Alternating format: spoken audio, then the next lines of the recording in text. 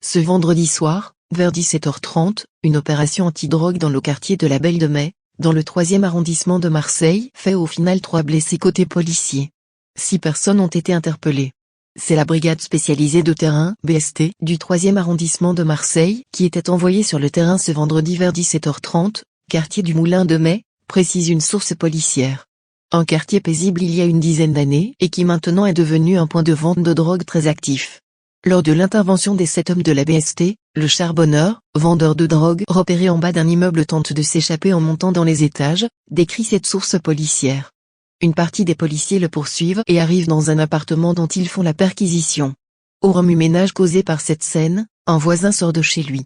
À ce moment-là, les policiers le reconnaissent, il s'agit d'un homme originaire des quartiers nord de la ville, connu des services de police et activement recherché, confie une source policière confirmée par la préfecture de police de Marseille.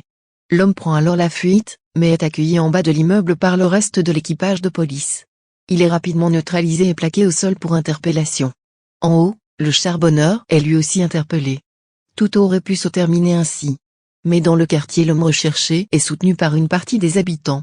En moins de 30 secondes, on a vu une vingtaine voire une trentaine de personnes arriver sur nous armées de parpaings, confie un policier. Les jets de projectiles fusent de toutes parts pour tenter de faire libérer l'homme plaqué au sol. Les policiers essayent de calmer la situation et des renforts arrivent et les interpellations se succèdent. En plus du charbonneur et de l'homme recherché, 4 autres personnes vont être interpellées. Mais entre-temps, 3 policiers ont reçu des projectiles, des parpaings semble-t-il. Un premier a eu la main écrasée par un parpaing de 6 kilos, il souffre de plusieurs fractures à la main. Un autre policier a reçu un projectile dans le visage, il touchait au niveau du nez et le 3e policier souffre de multiples contusions sur l'ensemble du corps. Les policiers ont marqué par cette attaque, et pourtant ce ne sont pas des jeunes, là ce sont des policiers expérimentés, témoigne Rudy Mana qui les a rencontrés.